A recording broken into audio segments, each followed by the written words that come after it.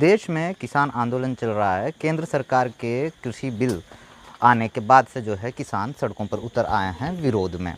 और किसानों के इस आंदोलन का न केवल देश में बल्कि अंतर्राष्ट्रीय स्तर पर चर्चा का विषय है। मगर इसी देश के बस्तर में पिछले 5 महीने से आदिवासी आंदोलनरत हैं, मगर इस आंदोलन का उतना जिक्र नहीं है। चर्चा तो ज़रूर हुई, वजह वो भी ये रही कि इस आंदोलन के दौरान जो है पुलिस की गोलीबारी में 3 लोगों की मौत हुई और गोलीबारी के बाद मचे भगदड़ में एक गर्भवती महिला की भी मौत हो गई थी। सिलगेर 5 महीने बाद फिर आने के पीछे मेरा जो मकसद है वो आपको इस वीडियो में बताऊंगा मैं। बहरहाल नमस्कार, मैं मुकेश चंद्राकर हूं और आप बस्तर जंक्शन देख रहे हैं। बस्तर जंक्शन में हम बस्तर की बात करते हैं, ग्राउंड पे उतर के बस्तर के आदिवासियों की बात करते हैं। यदि हमारे रिपोर्ट्स आपको पसंद आते हों तो आप हमारे यूट्यूब चैनल बस्तर जंक्शन को लाइक और सब्सक्राइब ज़रूर करें, हौसला बढ़ेगा। बहरहाल सिलगेर आंदोलन का मैं जिक्र कर रहा था। सिलगेर आंदोलन क्या है, इसे समझने के लिए आप मेरे पुराने वीडियोस देख सकते हैं और साथ ही जो पुराने वीडियोस के लिंक है वो मैं डिस्क्रिप्शन बॉक्स में दे दूँगा। फिर भी सिलगेर आंदोलन के बारे में संक्षिप्त विवरण आपको बता दूं कि 11 मई 2021 को सिलगेर में सुरक्षा बलों का एक नया पुलिस कैंप स्थापित किया गया था। 12 मई से जो है यहाँ के आदिवासी उस कैंप का विरोध करने लगे। 17 मई को जो है विरोध के दौरान हिंसक झड़प हुई, गोलीबारी हुई। पुलिस की गोलीबारी में 3 लोगों की मौत हुई। इन 3 लोगों को आंदोलनरत आदिवासी आम ग्रामीण बता रहे हैं और साथ ही पुलिस जो है मारे गए 3 लोगों को नक्सलियों का सहयोगी बता रही थी। खैर, जैसे ही इन 3 आदिवासियों की मौत हुई और गोलीबारी के बाद मचे भगदड़ में एक गर्भवती महिला की मौत हुई, इसके बाद जो है सिलगेर आंदोलन का जिक्र राष्ट्रीय स्तर पर होने लगा था। और फिर सरकार की तरफ से, राज्य सरकार की तरफ से बस्तर सांसद दीपक बैज के नेतृत्व में 8 विधायकों का एक दल सिलगेर पहुंचा और आंदोलनकारियों से चर्चा की, जो कि सार्थक नहीं रह पाई। और फिर आंदोलनकारियों का एक दल जो है उसे प्रतिनिधिमंडल को रायपुर ले जाया गया। सीएम से मुलाकात हुई, सीएम भूपेश बघेल से। उसके बावजूद भी आदिवासी जो है आंदोलनरत है और 5 महीने बीत चुके हैं इस आंदोलन को। रात का वक्त है, मैं रात का जिक्र इस वजह से कर रहा हूँ क्योंकि मैं फिर से देखने आया था कि भाई आंदोलन का क्या हाल है। आप देखिए, ये जो आदिवासी है यहाँ खाने का इंतजामात कर रहे हैं। ये खाना कहाँ से आता है, कैसे बनता है, कैसे इतने सारे लोगों के भोजन की व्यवस्था होती है, ये सारी चीज़ें हम अभी बात करेंगे, इनसे जानेंगे। ये अंडे की सब्ज़ी बनाई जा रही है। दरअसल ये अंडे की सब्ज़ी हमारे लिए बनाई जा रही है। आज मैं यहीं इनके साथ ठहरने वाला हूँ। ये देखो आदिवासी खाना खा रहे हैं। देखो दूल्हा इधर है ना। और ये देखिए इसमें ये बड़े बड़े गंज हैं, इसमें खट्टाबाजी की सब्ज़ी है, चावल का व्यवस्था है, तमाम चीज़ें हैं। आइए हम बात करते हैं, जानते हैं कि कैसी व्यवस्था होती है। आइए प्लीज़। अच्छा, इनसे हम पुराने वीडियो में बात किए हैं, फिर एक बार जानते हैं। क्या नाम लिखते हैं आप अपना और किस गांव से हैं?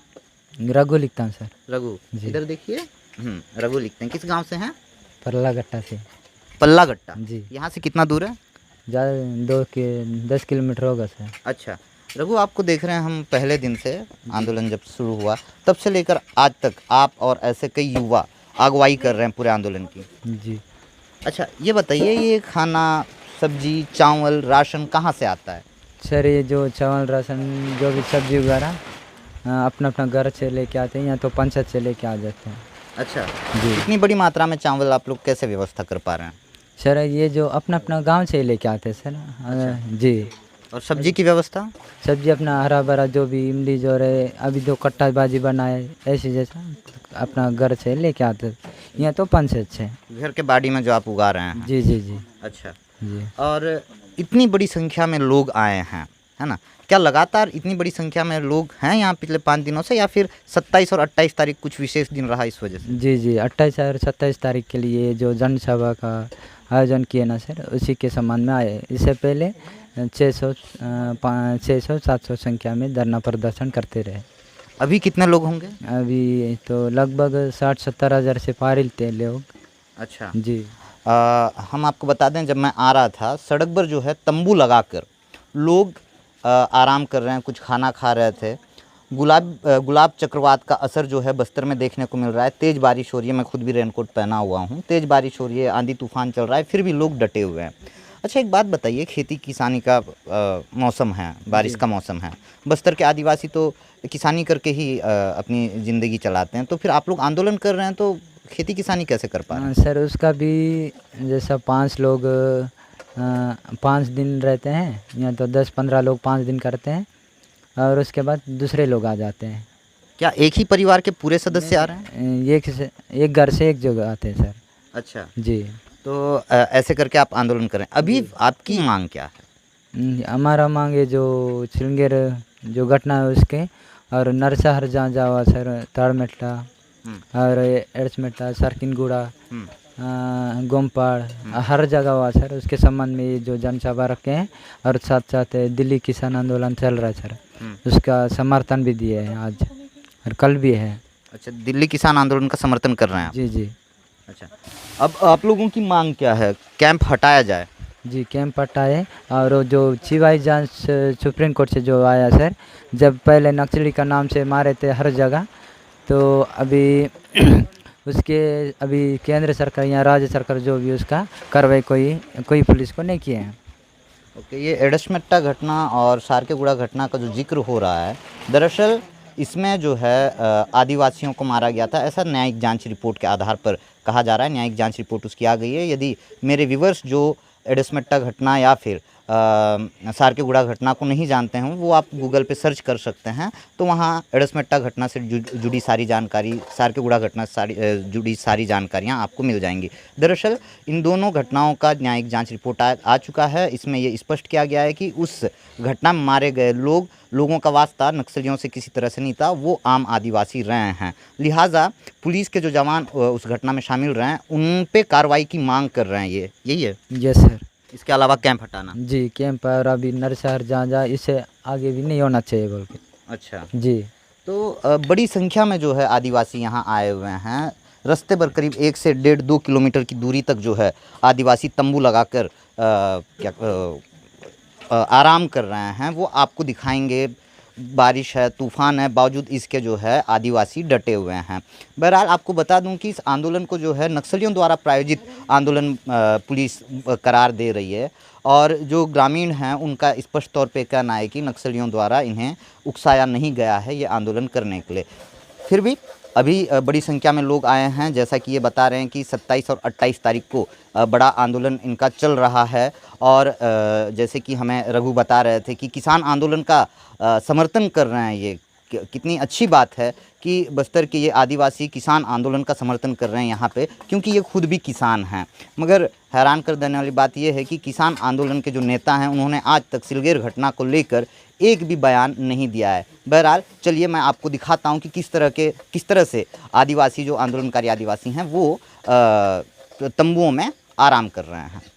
तो आपने देखा सिलगेर आंदोलन में जो आदिवासी आ रहे हैं, ये खाने की व्यवस्था कैसे कर रहे हैं। अब आपको दिखाएंगे कि ये जो आदिवासी है किस तरह से ठहर रहे हैं, रात किस तरह से गुजार रहे हैं। दरअसल मैं जहाँ खड़ा हूँ, ये सड़क है।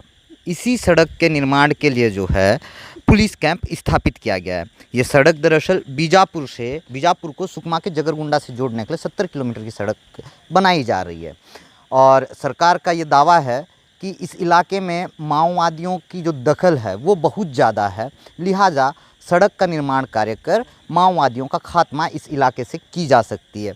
और चूंकि नक्सल प्रभावित इलाका है, इस इलाके में बिन सुरक्षा के सड़क का निर्माण कार्य किसी भी लिहाज से संभव नहीं है। लिहाजा सुरक्षा बल का कैंप स्थापित किया गया है। अब इस कैंप के विरोध के लिए ये ग्रामीण एकजुट हुए हैं। ग्रामीणों का ये तर्क है कि जिस तरह से एडसमेट्टा की घटना हुई, जिस तरह से सारकेगुड़ा की घटना हुई, और इसमें नरसंहार जिस तरह से हुआ, जिस तरह से न्यायिक जांच की रिपोर्ट आई, और न्यायिक जांच रिपोर्ट स्पष्ट कहता है कि उन घटनाओं में मारे गए लोग माओवादी नहीं बल्कि आदिवासी रहे हैं। बहरहाल अब देखिए इन आदिवासियों ने कैसी व्यवस्था की है। ये तिरपाल है, इस तरह के कई तंबू, मैंने जितना देखा करीब यहाँ से 600 मीटर की दूरी तक ऐसे लाइन से तंबू बना दिए गए हैं, और ये इन तंबुओं में ही जो है आदिवासी खाना बना रहे हैं। आप देखिए ये चूल्हा है, और यहाँ 2 बच्चियाँ सोई हुई हैं, और ऐसे ही इस तरफ भी तंबू देखेंगे आप। इसी तरह का तिरपाल लगाकर जो है ये पूरे आदिवासी आंदोलन कर रहे हैं। जैसा ग्रामीण बता रहे हैं 100-150 के आसपास इस तरह के तंबू हैं। तिरपाल बिछाया गया है, तिरपाल पे ही सो रहे हैं। बिस्तर जो तिरपाल को ही अपना बिस्तर बनाया है, तिरपाल को ही अपना छत बनाया है। एक छोटा बच्चा भी नज़र आ रहा है, कुछ बैग नज़र आ रहे हैं, बर्तन ये नज़र आ रहे हैं। जैसा कि ग्रामीण हमें बता रहे थे कि वो गांव से ही सब्जी लेकर आते हैं, तो ये देखिए उसका प्रमाण भी है। इस थैले में लौकी नज़र आ रहा है। और ये जो तंबू बनाए गए हैं, और इसकी एक ख़ास बात और बता दूं, गुलाब चक्रवात का असर बस्तर में साफ़ तौर पे देखने को मिल रहा है। ये देखिए मिट्टी खोदकर इस तरह से यहाँ ऊंचाई बनाई गई है ताकि बारिश का जो पानी है इनके तंबू के अंदर ना जा सके। हालांकि नक्सल का कैंप मैंने देखा है, नक्सल कैंप में मैं ठहरा हूँ, और पुलिस जब ऑपरेशन पर बस्तर के अंदरूनी इलाकों में जाती है, जंगलों में जाती है, वहाँ जब ये तंबू बनाते हैं, पुलिस और नक्सलियों के दोनों तंबू लगभग एक जैसे होते हैं। इसी तरह से जो है गड्ढा खोद कर हाइट बढ़ा दी जाती है। इसके पीछे एक वजह ये भी रहती है कि जो सांप बिच्छू है उस गड्ढे के माध्यम से जो है अंदर नहीं जा सकते हैं। खैर यहाँ कुछ ग्रामीण हैं, हम इनसे बात करते हैं। आइए, ये जगे हुए हैं। बस्तर में आमतौर पे जैसे ही शाम ढल जाता है तो लोग जल्दी सो जाते हैं, क्योंकि बिजली की व्यवस्था तो है नहीं, लंबे समय तक जगते नहीं हैं। शहर के लोग जैसे हम लोग हो गए 12-1 बजे तक जागते रहते हैं। खैर, अच्छा ये बताइए, दिल्ली की जो व्यवस्था आपने की है कैसे की है, और इतने सारे लोगों के ठहरने के लिए कोई दिक्कतें नहीं आ रही आप लोगों को? दिक्कत तो नहीं आ रही सर, ये तो दिल्ली मन अपने अपने जो गांव से लेके आए। अच्छा जी। और चारों तरफ जंगल है, सड़क पे आप सोए हैं, बारिश हो रही है, सांप बिच्छू काटने का खतरा तो बना रहता है। ये तो गांव में भी तो ऐसी सोते सर, मतलब इनका हमारे आदिवासी का तो आदत ऐसी है, कहीं जाते तो ऐसी सोते, कहीं रोड किनारे भी सोते हैं। अच्छा, तो बस्तर के आदिवासी जो है आमतौर पे ऐसे ही सोते हैं। जब मैं अंदरूनी इलाकों में जाता हूँ तो मैं देखता हूँ कि हाँ सही कह रहे हैं, ये ऐसे ही ज़मीन पर सो जाते हैं। खैर, ये बताइए, अभी नदी नाले पूरे उफान पर हैं, आप कैसे यहाँ तक पहुँच रहे हैं? इतनी बड़ी संख्या में लोग पहुँच रहे हैं, तो परेशानियाँ नहीं हो रही? सर ऐसा परेशानी कुछ नहीं है। तो अपने पास अपने अपने गांव में जहाँ पर नदी बड़ा नदी बना है उसमें नाव लगे हुए। खैर, उसे आने के पहले नदी तो कुछ नहीं था। कल से हल्का हल्का बारिश हुई, आज हो सकता है बारिश नाला भर भी गया होगा। हम तो अपने अपने मतलब ढोंगा रखे हैं, वो ढोंगा में पार करके आ रहे हैं, यहाँ तक पहुँच गए। अच्छा, एक बात बताओ, ये तिरपाल की व्यवस्था कैसे की आपने, और कितने तंबू हो सकते हैं? यहाँ लगभग तंबू 200 से ऊपर करीबन है सर। अभी मैं बोल नहीं सकता, लेकिन 200 से ऊपर है। अपने अपने गांव से लेके आए हैं तिरपाल मन। तो पानी से, बारिश से बचना है तो तिरपाल लगा के अभी सो रहे हैं। अच्छा, तो तिरपाल लगाकर सो रहे हैं, तंबू बनाकर सो रहे हैं, सड़क पे ही सो रहे हैं ये आदिवासी। लंबे समय से आंदोलनरत हैं।